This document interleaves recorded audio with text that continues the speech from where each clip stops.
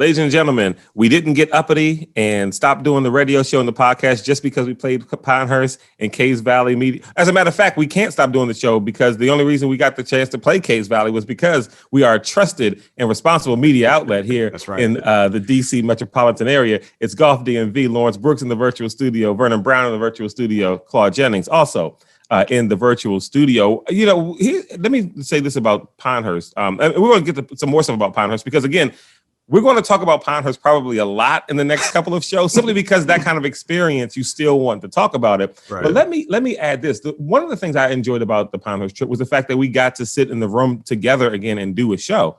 It had been since the Orlando golf trip that we've been in the same room doing Golf DMV. And so to have everybody together and, you know, in the same room and just kind of vibing off each other, that was really cool. But anyway, we got more Pinehurst observations coming up, obviously.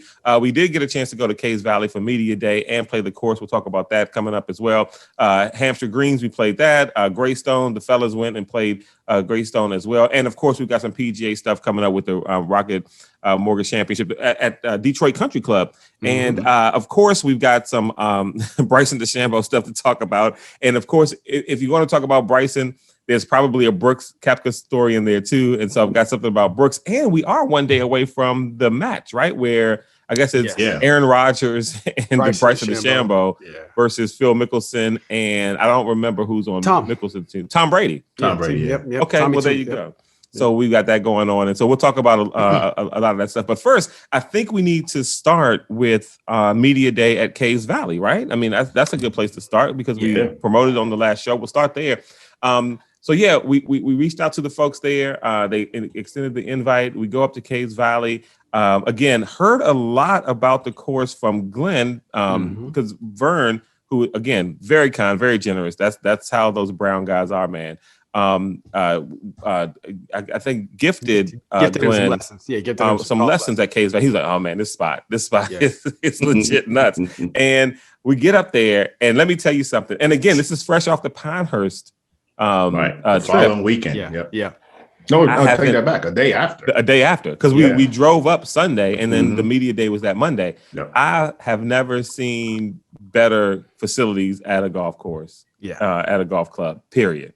I haven't seen it. I mean, the fact that the men's locker room was like its own cottage, you know what I mean? And the women's locker room, its own cottage, and you got the caddy spot. I mean, I've never seen, and then and I don't know what it is about this type of thing, but for me, the practice area, I look at it and I'm just like, who wouldn't? I mean, if you're a member here, who wouldn't come every day? Right? Who wouldn't come up here every day just to chip and putt and work on some short game stuff? Expansive short game area. I mean, it was just phenomenal to experience. And so, like I said, and again, I'm not someone who's been to a lot of private clubs, but I've been to a few, and the facilities were just top. I mean, just unbelievable to me. Now, before we get into actual media day, let's go with Lawrence first, and we'll go with Vern. Just your first impressions driving onto the property.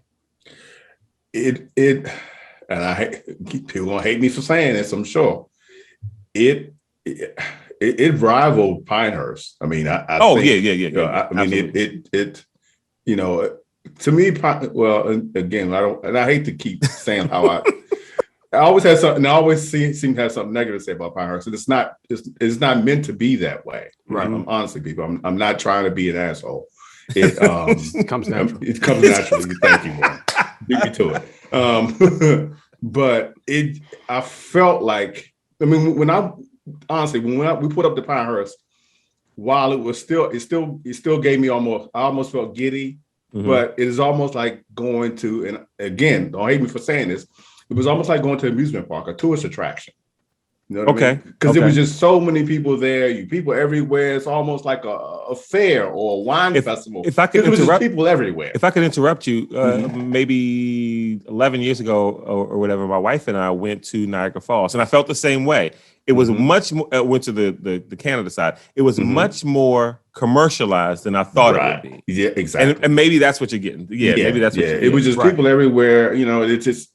But when we pulled in the caves, I felt like I felt privileged. You know what I mean? if that makes it, you know what I mean? For the first time in my life, I felt like a person of privilege. Yeah, I mean, because it has that exclusive look and feel to it as soon as you pull up to the gate. Mm-hmm. Pinehurst, I didn't get that at Pinehurst, because you pull up to just a huge parking lot, you grab your stuff or whatever, and the people everywhere. But it's again, I feel like pulling up to Disney World as opposed to pulling up to an exclusive golf course. Right. First impressions. That's it. Mm-hmm. Okay. And Vern. Really nothing to add to what they said. Just like you said, just very visually impressive. Mm-hmm. I was, this is more of a local. I mean, it's just a regional show, so I guess I can't trip. When I saw it was at Owings Mills, I was surprised. If you've ever been to a golf course, Mills. Right? If you've ever been to a golf course, and this maybe you relate to this if you're not listening to it here. If you've been to like a really nice course, like you're like, is that really in this area? And you go, and it feels like it's cut out in its own little like private section, and it's its own island away from everything, like island of niceness and dope shrimp. We'll get to that. Away from everything. That's what this was. That's what when I pulled in, it just felt like I went to a different place that wasn't. We were in Baltimore, we were Owings Mills, but it didn't feel that way. But yeah, everything you guys said was accurate. Just really, really beautiful. I do want to put some. I'm gonna keep since you go push. I'm keep putting some respect on Pinehurst's name, just with the practice area, because if you go back and you mention Rolodex, they're both good. But Pinehurst practice area is massive. Yeah. Well, it's like it's true. Now it should be because it's a resort. And to Pinehurst credit, I mean, they got at that particular at the main clubhouse. Four courses there, right? Yes, I think it's 4 courses that all use like that 2, same 4, 5, something. So they got to have. I mean, just of course, just for sheer volume, they have to have that bigger space. Yes, but Caves was huge, and it was just. Caves. Yeah, so Caves has a real intimate feel. Had a real intimate feel, had a real country club feel. And again, I think this is the first. I want to say this is the first. I've played other private clubs in tournaments, but this is the first like private club. Yeah, actually, no, 2. I played 2. River Downs, I think in Leesburg. I think is what it's called, or maybe not River Downs. No, it's not River Downs. River something in Leesburg, and then at Lansdowne Resort. You mean Lansdowne Resort? Yes, exactly. And then Woodmore in right around the corner from me in good old PG County. Case Valley destroys both of them. Oh, absolutely. Crushes them. Yeah. Not even close. Yeah. And another thing that not shocked me, but was pleasant was how friendly the staff was. Now, I don't expect the staff to be unfriendly. Yeah. But we have encountered unfriendly staff. Right. and regular courses. Yeah, and not even unfriendly. Some unfriendly, but some even like just not helpful. You know what I mean? Like everyone there was so helpful and so nice.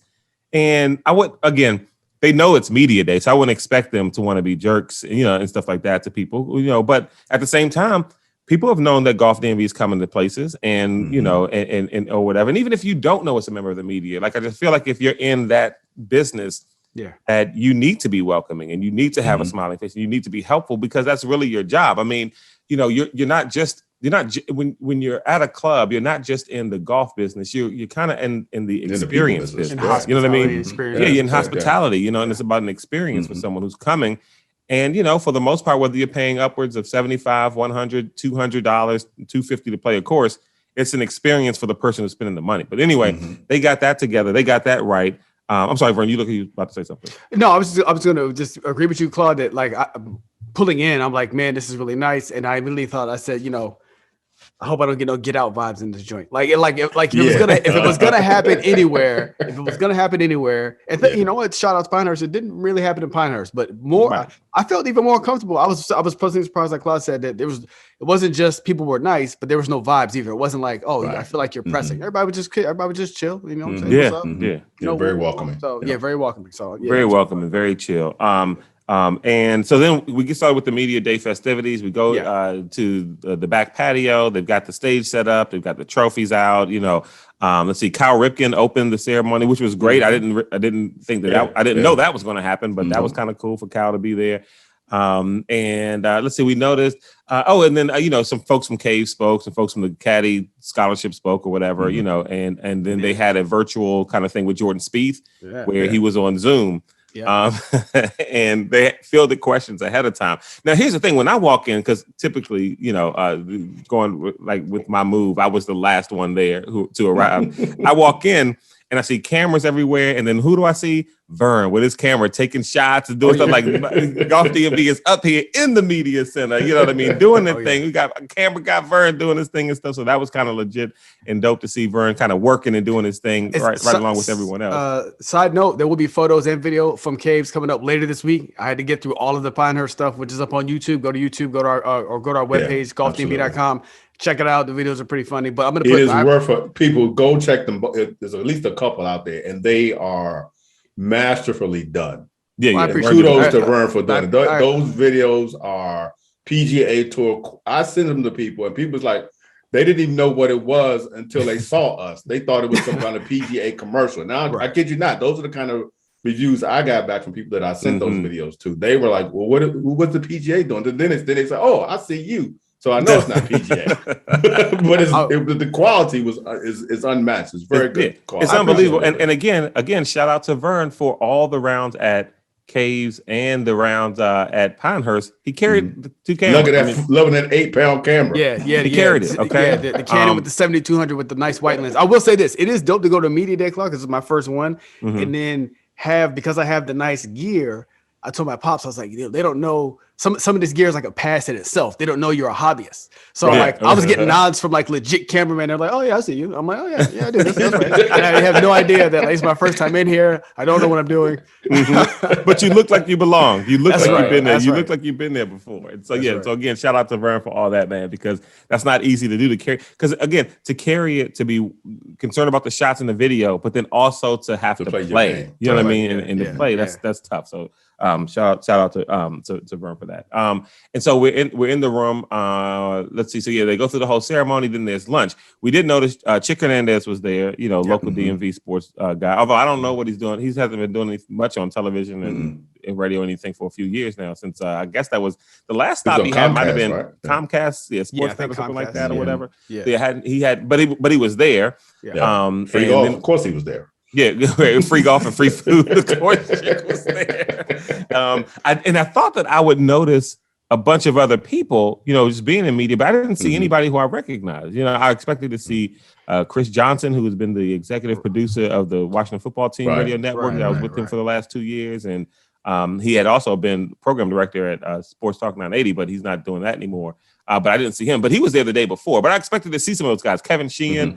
Steve Zabin. I expected to see some, but I just didn't. And that is what it is. But then we do walk out once we're done with the media day ceremony, and we see Tony Kornheiser. He was there with his son Michael. We walk up.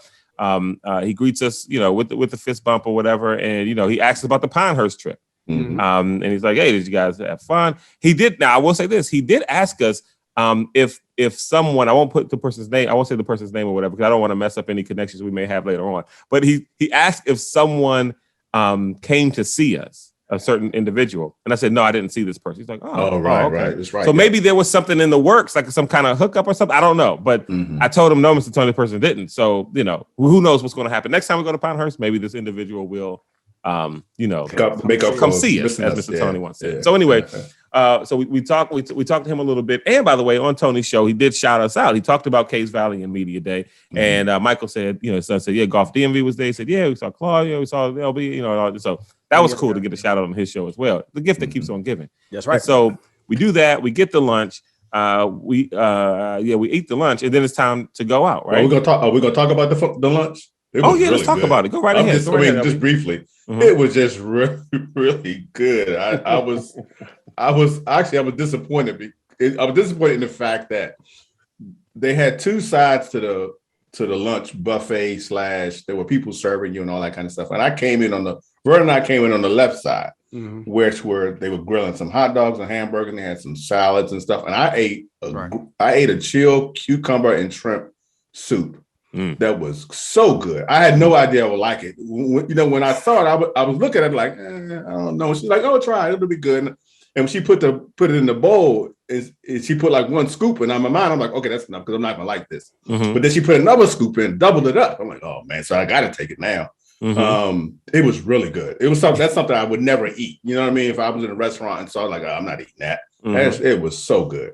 The fine chefs there at Caves Valley introduced you absolutely to new stuff. Mm-hmm. But then I went around there after I got my food. I went around the other side. There was more shrimp and stuff on the other side of the bar that I did not get because I already had a hot dog and this other stuff. So I should have came from the other side and got the good stuff first and say the hot dog for last, or not at all.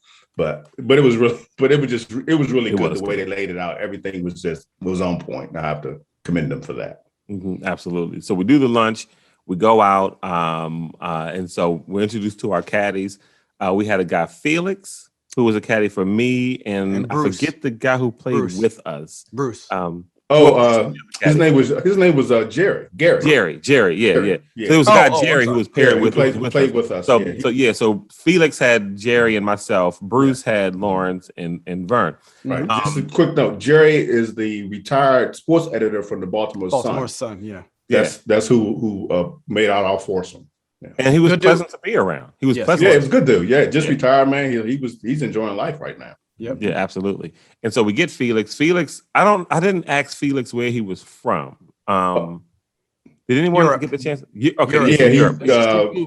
Europe. Yeah, I forget which particular country. He had an accent. He had sort of like an Eastern European accent. Yeah, like Lithuania, maybe something like that. Yeah, something like that. Yeah, something like that. Yeah. And so, but he was fun. He was fun. He went through the monkey dance though. Kind of like dry humor, you know what I mean? Yeah, very dry. Yeah, and then which is the exact opposite of was it Brad? Bruce. Bruce was turned up from the time we met him. Ball of energy. Bruce was all the way. He made me tired. He was so hyped. When I walked over to the cart, Bruce said, when I saw these three brothers coming over here, I said, this is the group I want. Bruce is Latin American. He said he was from Mexico. Colombia. So Colombia. Yes. And so get it twisted. I don't want to get that twisted. I don't want to get canceled. I thought he said that. But anyway, so Bruce says, when I saw these three brothers coming, I was like, yeah, this is the group I want right here. And so I knew Bruce was there was something special about him when we're getting the bags together, and he walks past another caddy who's with another group, and he like pats him on the butt like real hard. And he's like, all right, man, look alive out here. I don't want none of that crap he was pulling yesterday. And so I don't know what the dude did yesterday, but Bruce wasn't having it. And every person that we drove past or walked past once we started playing, Bruce is just screaming, hey, nicknames and all this other kind of stuff to him. And some of them you can see in their face when they saw it, Bruce was coming, they're like, oh God, here comes Bruce. Like here comes Bruce to turn up. But Bruce, the Marine, I mean, we actually like, are you always this way? He said, man, I was in the Marines, had several tours and stuff. I saw some stuff all across this world that just made me appreciate the fact that I made it back and I'm alive. So shout out to Bruce, thank him for his service. And I don't think we've ever done this on the show. People have to understand that Vern also served in the military. And so we've got to make sure we thank Vern for his service and his time in the military as well. His sacrifice. He's like, but no, we definitely should do that. Yeah. So yeah, we had fun. So here's the dynamic, and we'll get into the round in Caves because again, the course is top notch. I mean, you're going to hear us go on and on about how beautiful the course is. But LB, what I'm wondering is, Bruce seems to be the total opposite of what you would want from your caddy. What did you think going into it? And it seemed like by the time the round was over, you loved him. But like, what was in your mind as you guys were, Yeah. So like we said, Bruce was just he was on 100. Whatever, however the phrase is nowadays. Yeah, you're right. Yeah, he turned up, whatever. On 10.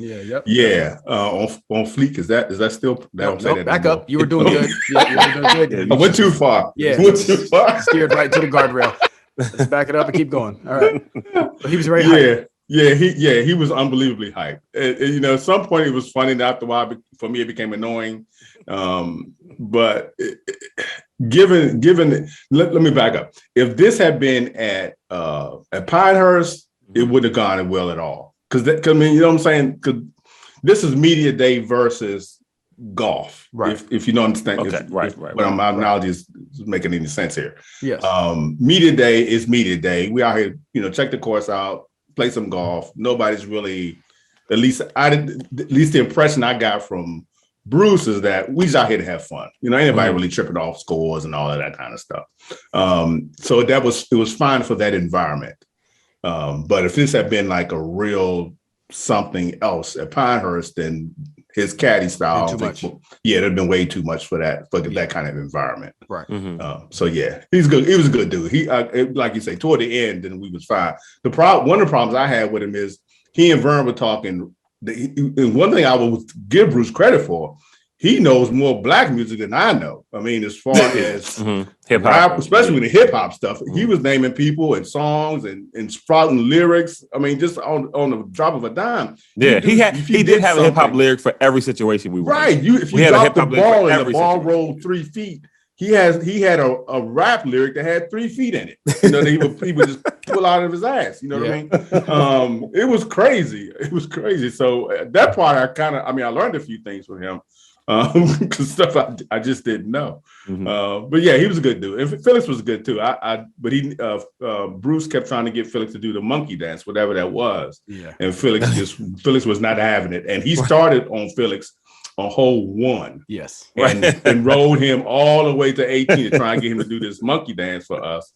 But Felix was not going to do it. Like, come on, man, stop it. Yeah. One line Felix happened. He said, "I think we should concentrate on golf." Right. And you've got to know Felix, or at least you have experienced him for that to be funny. Yeah. Right? It's just the way he said it and just his dry humor. And one thing I like about Felix is anytime you hit a bad shot, he's like, "Okay, that's okay. That's okay. We'll get it back to the next shot." Yeah. Oh, that's okay. That's all right. We'll get it back to the next shot. So now the course. We talked about the caddies. Course. I mean, I don't know what I'm supposed to say. Immaculate. Here's what I feel. Yeah. I feel like, so I'm kind of a prisoner of the moment, and I admit that. But I don't think think that I'm like hyping this up. Okay. We played Maryland National. I said it was the most beautiful course I've played in the state, right? Then we played Pinehurst, and I'm just like, oh, nothing can compare to 7 or 4 or 2. Then we played Caves. And I'm just like, I mean, this is the best course I've ever played. Right. Like this is, I mean, now again, it's the best course you played today. History and stuff. I mean, but again, thank you. Again, and then when we go to Bandon, I'm going to say that's the best place I've ever been. Like I understand that about me, but I don't think that I'm overselling Caves when I say, man, like depending on what your preference is, I can see someone saying Cave, Pinehurst, whatever. I'll take Caves. Because, I mean, it's a beautiful place to play. Beautiful course. Yeah. Pristine. Tom Fazio design, for those who don't know, listen to me knowing design stuff. Tom Fazio design. Architecturally, just very beautiful. Lots of maybe elevated tee boxes and sort of fairways that just sort of twisted like the dog legs or the S type turn fairways where you're hitting down into bunkers.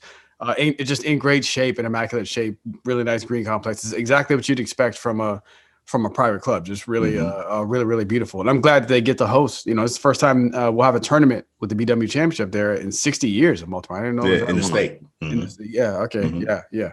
So, I loved it. Yeah, like these guys said. Now it was for a practical thing. If you're gonna go to the tournament, if you're gonna go to the BMW Championship, bring really good walking shoes. Really good walking shoes. It's hilly.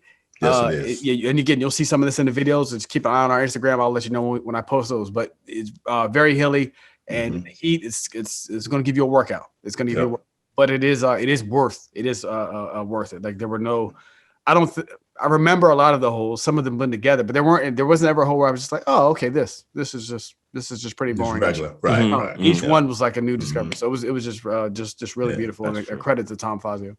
Even at one hole, I think it was like almost around number 12, I would say. Okay. That par 3, the long par 3. Hold on, give me 1 second, guys. For somebody's at the door. I'm not. Oh, okay. Hold on 1 second. Yeah, okay. Pause. Hit the pause button. Yeah. Over here reading about John Ship and getting my notes together. Oh, okay. Yeah, I was dozing in and out, man.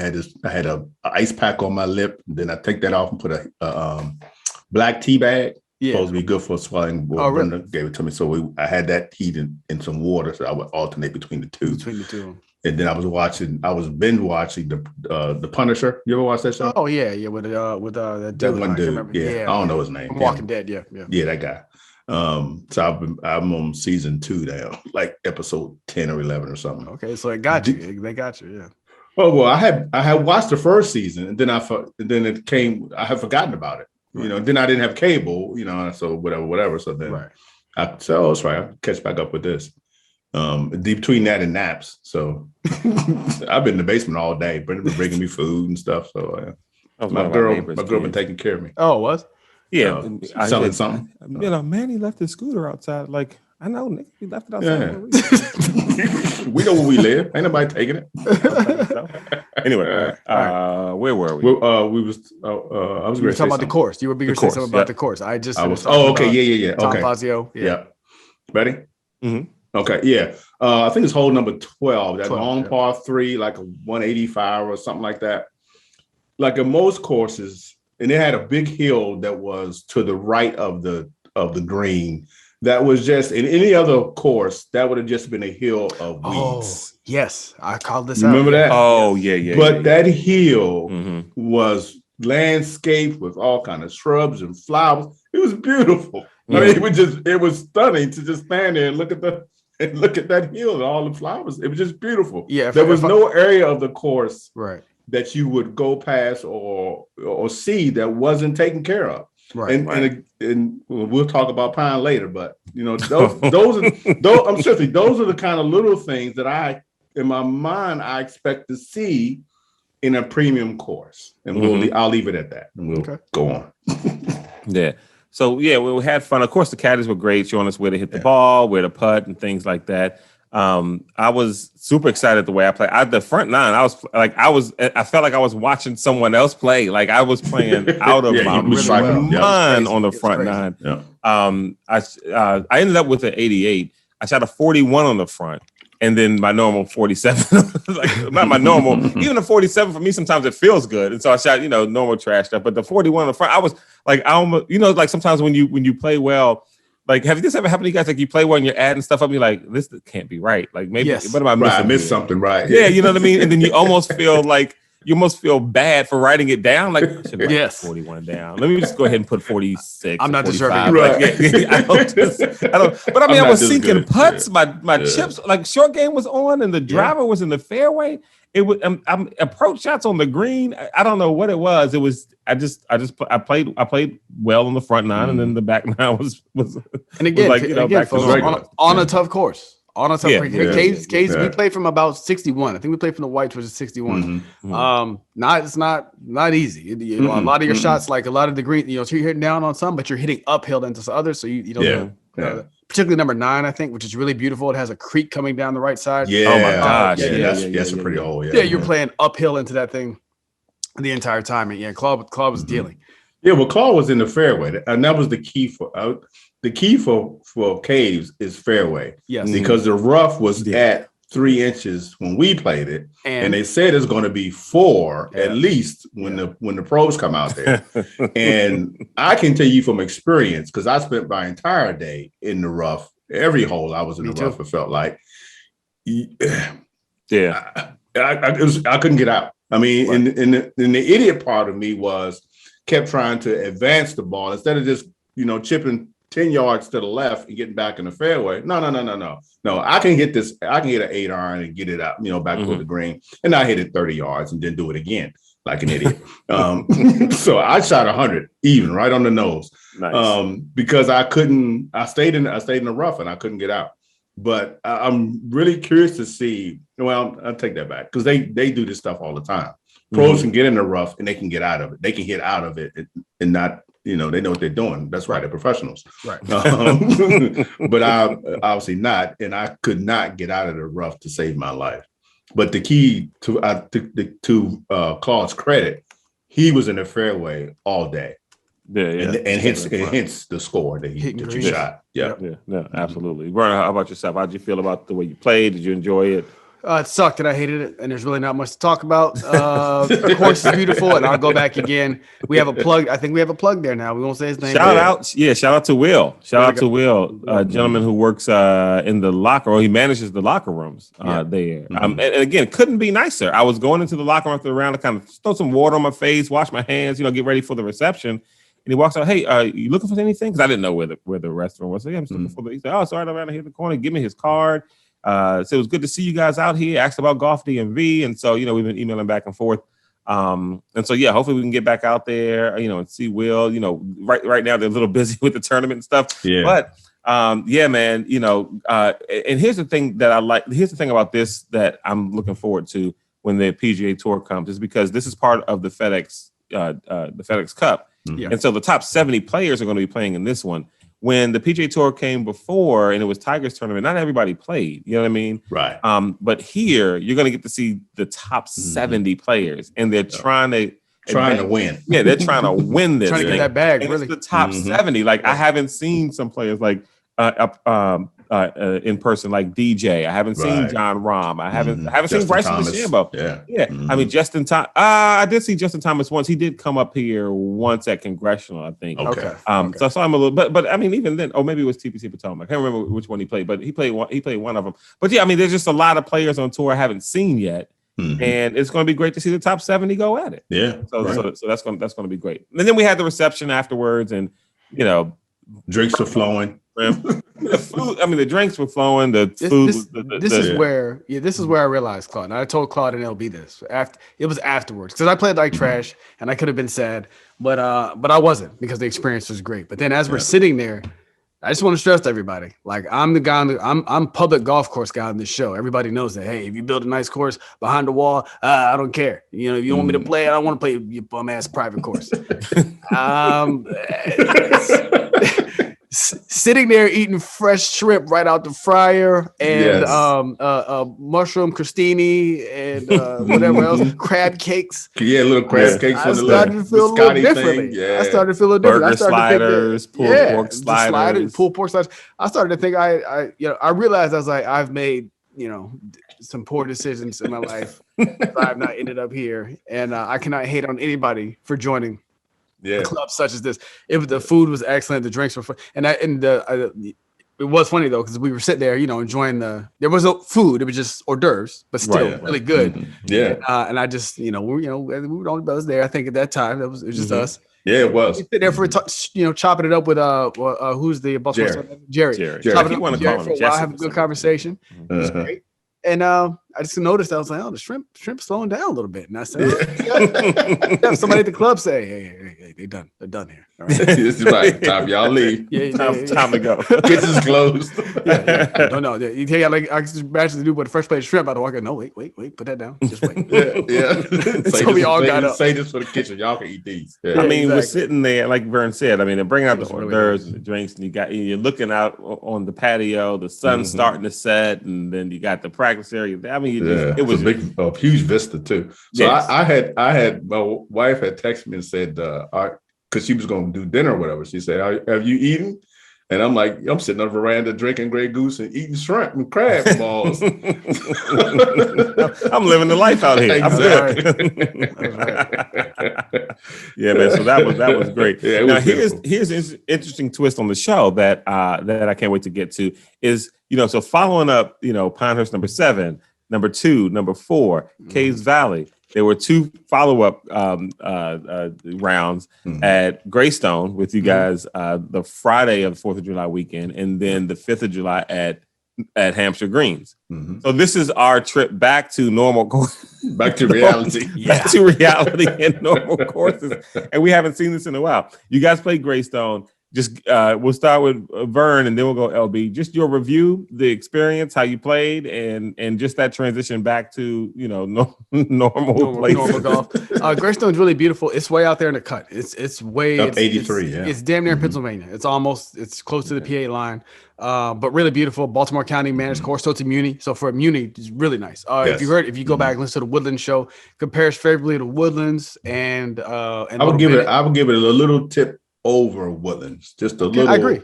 Yeah. Yeah. I'm with you. Yeah, I just put them in the same family. So Woodlands and then Little Bennett, similar courses, but the Greystone was nicer than I think. Maybe both of those. Really, really nice. Fair. Not can be tough, but if you bring your A game, fair. And to Claude's point. So I played also trash here. Oh, I showed up late. I showed up on the second hole. I was just done. Oh, that's right. That's right. You guys chauffeured in. That's right. Yep. Yeah. I had to get driven out there. It was bad, but whatever. But I had a fun round, and the back nine wasn't too bad. If you go out there, it kind of it's like a caves light because again very hilly, lots of elevation changes, stuff like that. But if you bring your game, you can score there. It's not impossible. So a really nice course. Yeah, I played there when within a couple of years of playing golf. Okay. Company I used to work for had an event. They had like some kind of county event there, and some of us got to go out and play that course. Right. And again, I was a new golfer. I probably wasn't more than 2, maybe 3 years max into golf. So I don't remember much about the course other than the governor came at the time with Ehrlich, I think his name was back in the day. Yeah. He came out and did the ceremonial first ball, that kind of thing. And I don't remember anything about the course. And again, because I was a new golfer, I know I played trash because, hey, I was a new golfer. So I don't remember much about it. But to go out there again this time, it was really nice. Some of the holes even remind me a little bit in design of Maryland National. Especially that, I think it was maybe in the first hole. I'll be confused myself. But it's one of the holes at least reminded me of Maryland National. And really, like Vern said, really good shape. A couple of holes. The one, I don't remember it was, but you had to hit over, you hit approach shot, and then you had to hit over a pond to get to the green. It wasn't close. I mean, you had to hit like a 185, 190 yard shot to get over. And that's from if you hit a good drive, you still had 190 yards to get over the pond to the green. That was a really nice hole. I enjoyed that one. Didn't play well on that hole, but I enjoyed it anyway, the challenge of it. So yeah, I definitely will put it in your Rolodex to go check it out sometime. Okay. Yeah. As long as you have the time. For my house, it was 60. And I live close to Blue Mash. So if you all know what Blue Mash is, from around the Blue Mash area, it's a 62-mile ride from my house to get up there. So yeah, it's not close at all. It's it's up 83. Way up 83, past Timonium, all that stuff. Yeah, we're driving. Yeah, but very nice course. Very nice course. If it was closer in, and the other thing too about it didn't. I mean, there were people there playing it, but it wasn't overrun at all. I mean, we played it it was a Friday. Yeah, Friday. Was that Friday morning. Yeah, 8:00. It wasn't crowded at all. So I don't know if it's like that all the time, but maybe because of its proximity, being so far away from civilization, that it doesn't get a lot of traffic. I don't know. Interesting. But a good course. Good course. Yeah, nice. So definitely a Golf DMV recommended course. Oh, absolutely. Yeah. Nice. One Golf DMV course that we normally play, Hampshire Greens. We played earlier this morning. By this morning, it is Monday, July 5th. Played this morning, 6:36. Let me just say this. Every time I wake up in the morning for one of these 6 o'clock tee times, I'm just like, geez, Louise, like what? And then by the time we're done and it's 10:45 or 11 o'clock, I'm just like, this is exactly why we do. In this case, was the same way. Hampshire Greens, not too far from where I live, 15 minutes from where I live. I live in Silver Spring, so that was kind of a bonus. And I don't want to keep saying this, but I just keep thinking back, and there were several holes where I'm just looking, and I'm like, U.S. Open qualifiers. Northwest, they don't have holes like this. I get it, it's not as long. I get it. Yeah. They don't have holes like this. You grow this rough, there's some short landing spots, some workarounds. They don't have holes like that at Northwest. Mm-mm. So, grow the rough thick there, roll them greens at Hampshire Greens and let these guys do it. Anyway, Hampshire Greens was Hampshire Greens. I mean, the course is always in great condition. It was in great condition today. Yep. Fast round too. We blazed right through there. Yeah, we blazed right through it. It was good to have Rick back out again. Yep. So we always talk about our buddy Rick McCormick, who always asks a ton of questions, right? Oh, boy. And so he liked the bucket hat that I had, but he was saying he couldn't find he always has an issue with size and trying to find the size that would be what we asked what size. He got a big ass head, So then I tried to help him out with that. He got a little peanut head, actually. Well, then he took the questions to the next level, almost at maybe hole 12. We were on the back 9. He asked if he could try my hat on. And I'm like, but Rick, I've been playing and sweating. You've been playing and sweating, and how is that going? But I felt pressure, so I let him try the hat on. And then I didn't want to be disrespectful. He gave me the hat back, kind of wipe it out. Let me hold that towel, man. Wipe this out right quick. I mean, it's just that we've been playing most of the morning, and it's been hot. And so why do you need to try my hat on, bro? That's just weird stuff. Why not just ask you? I didn't know he did that. I'm learning about this right now.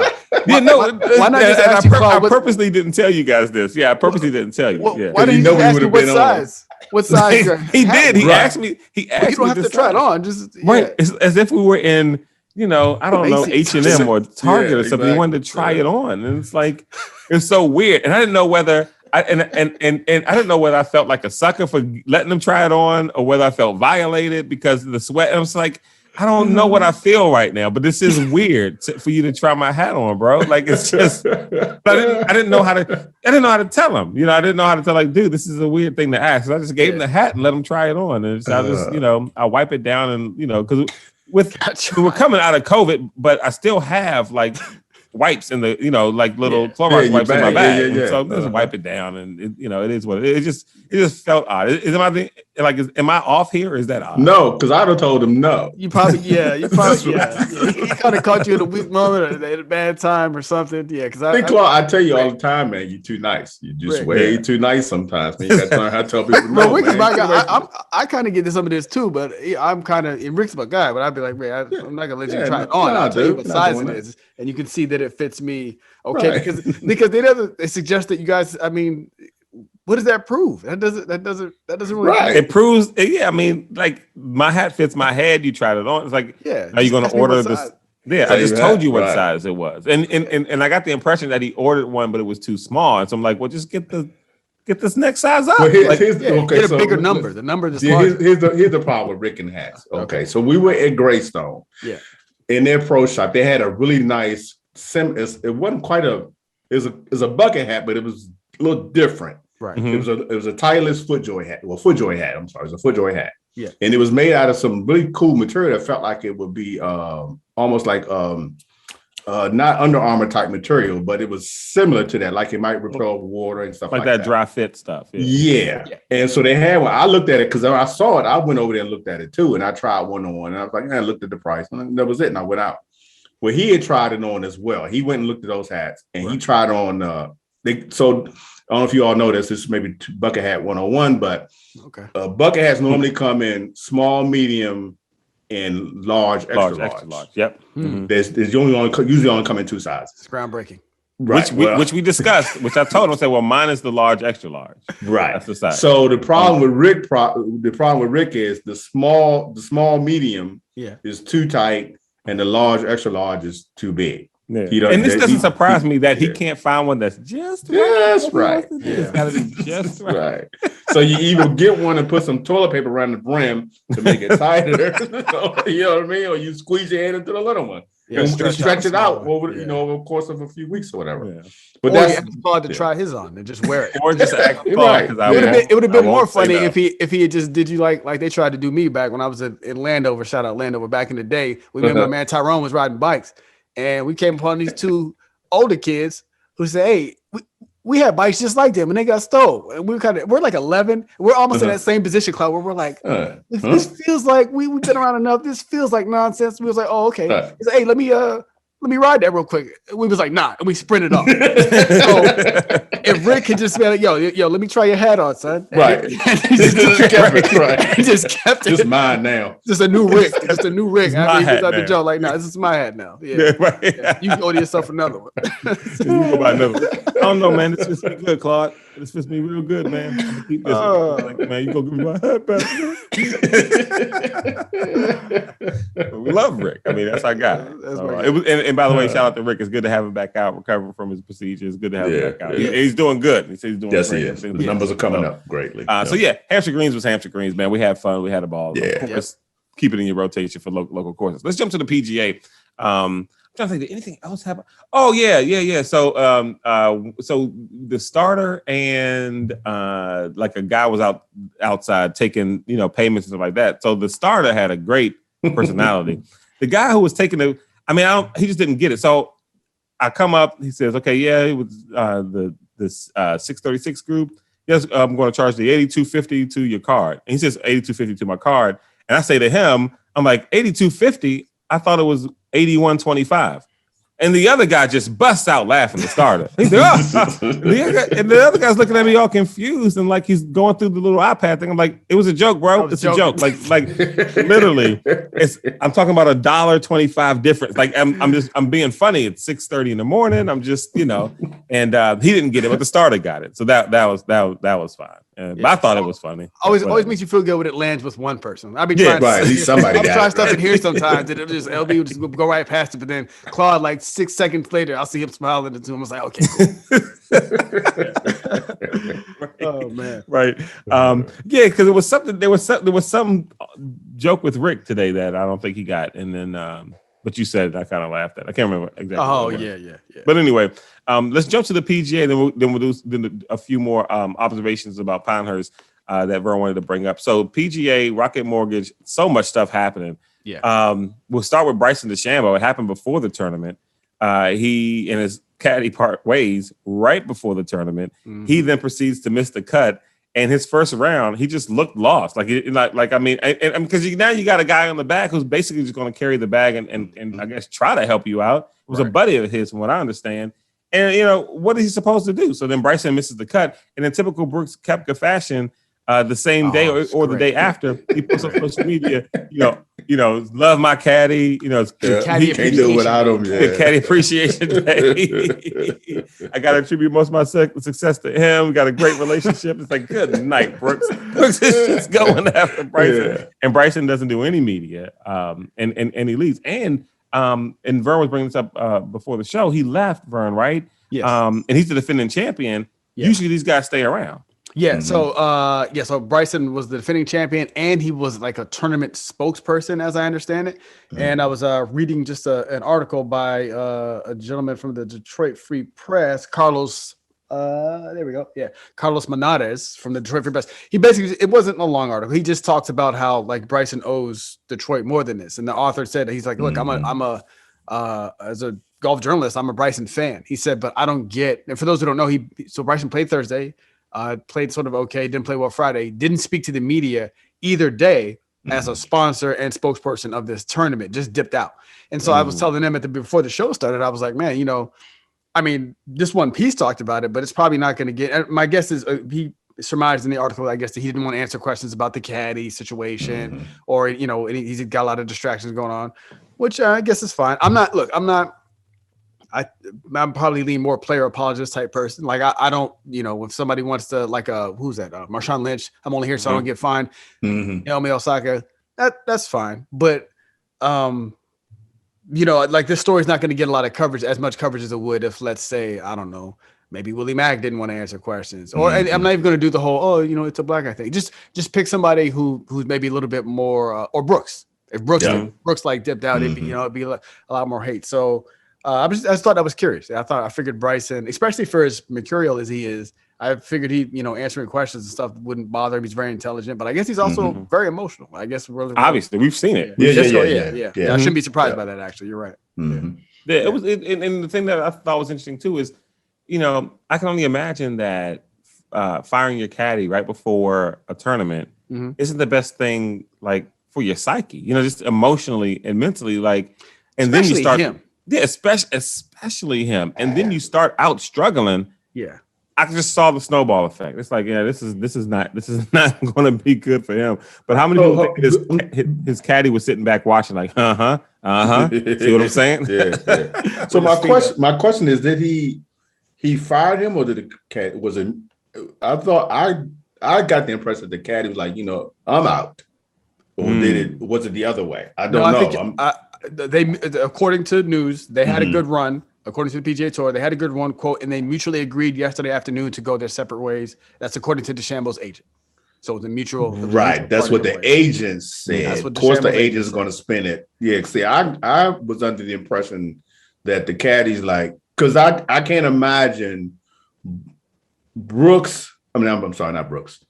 DeChambeau the day before a tournament firing his caddy. You know what I mean? You know what I'm saying? I just don't see him unless something egregious, something, unforgivable happened on Wednesday or whatever to do that.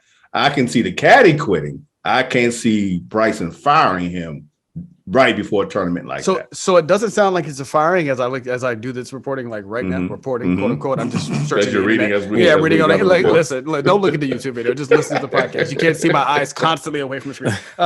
So apparently this happened before. Apparently I didn't know this. So Tucker with and these two same guys, yes, have had the situation happen before where Tucker quit in 2017 and they reunited in 2018. So the story. So again, just quoting the story, paraphrasing. The agent says that they did meet. They meet and.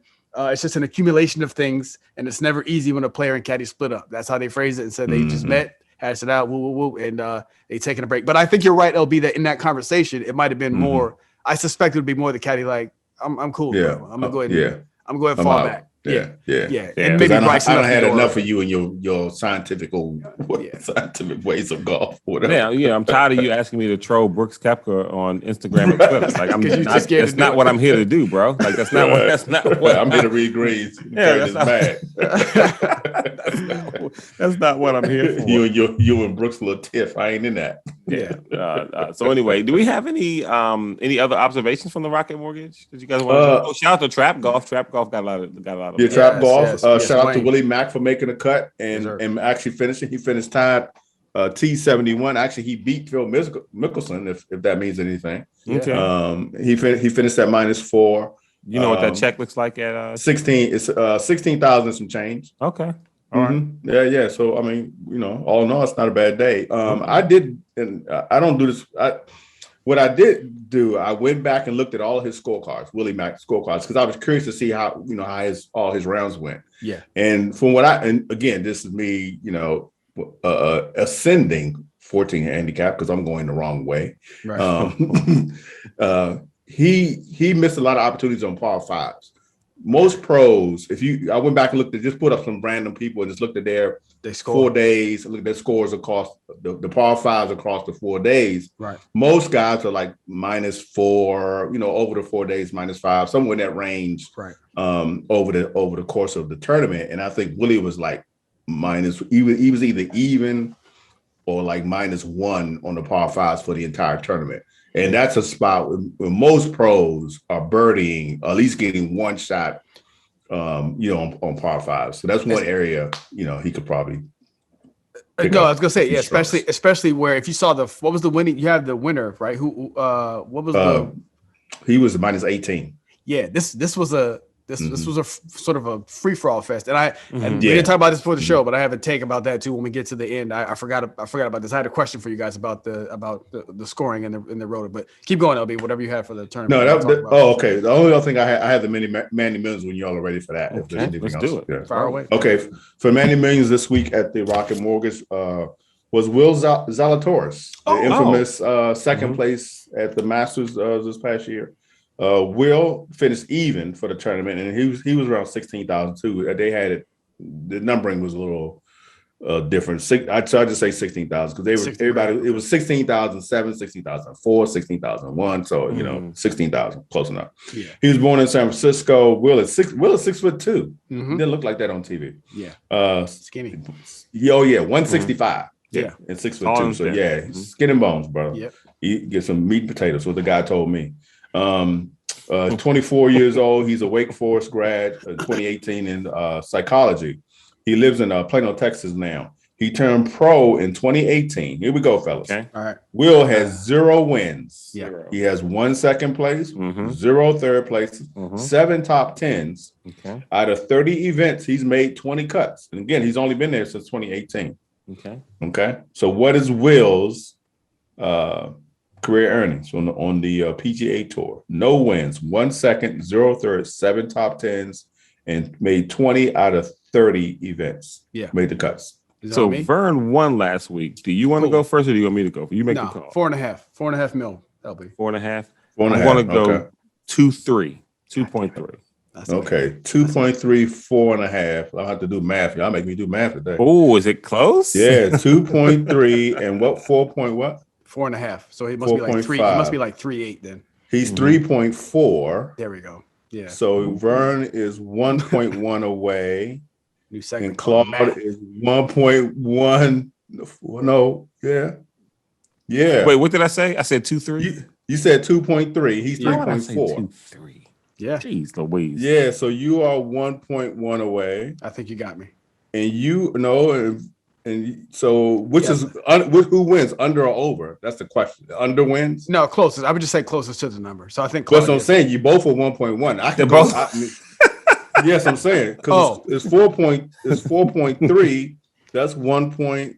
We don't have to make the people suffer through the 1. Yeah, that's 1 point. They're both at 1 point. You're both at 1.1 away. I can do the actual. So we'll do Price is Right rules. We'll give it to Claude. We'll do Price is Right rules. Well, there you go. Without going okay. All right. Tell us a little bit about this. Because he was under. Right. Okay. Gotcha.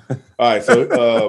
So Will has special temporary membership in the PGA through 2021. Because of that.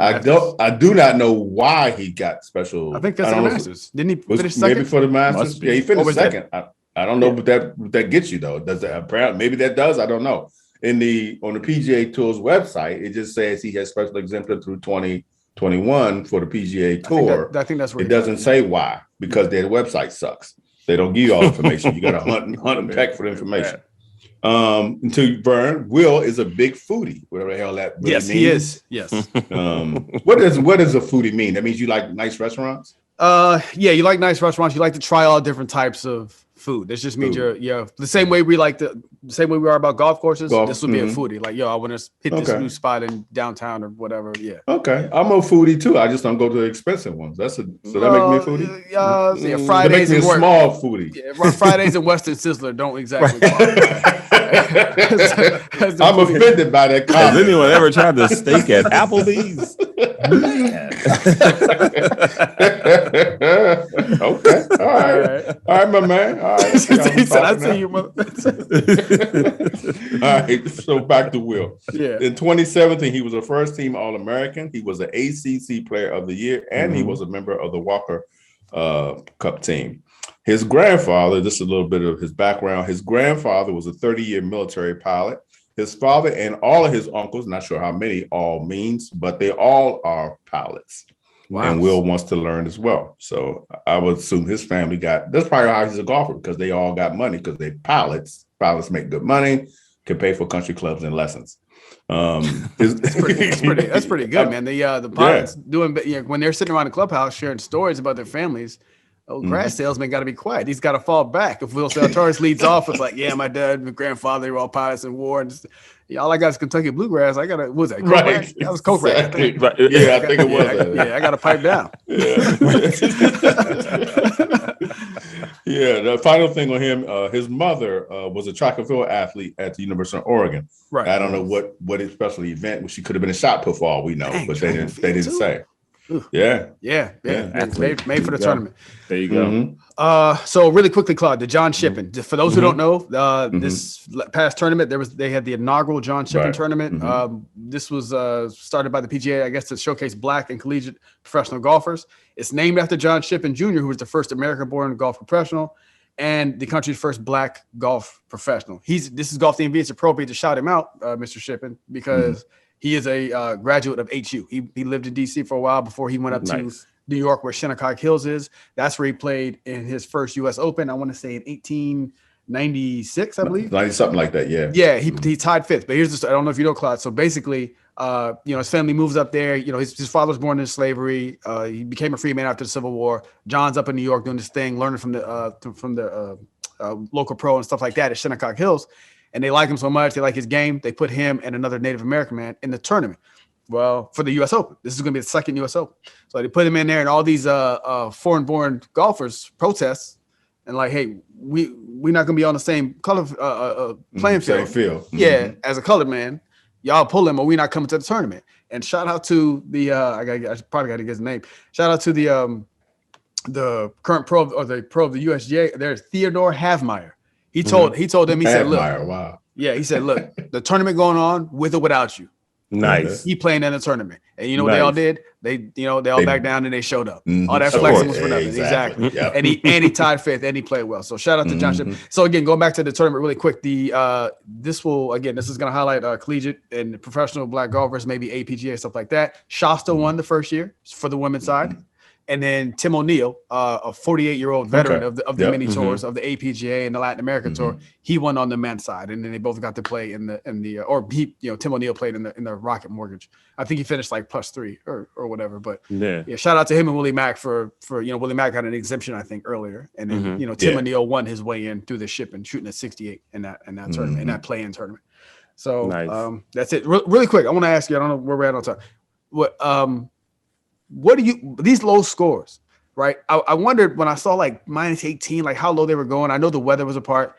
I do wonder if on the PGA Tour there is an unspoken sort of thing with the tour stops where certain clubs can only be so difficult. You know what I'm saying? Because here's why I wondered. Because like if I'm the one running this tournament, I might have a mind to be like, you know what, I'm gonna get a little crazy next year. I'm gonna go this way. Like, what's the stop?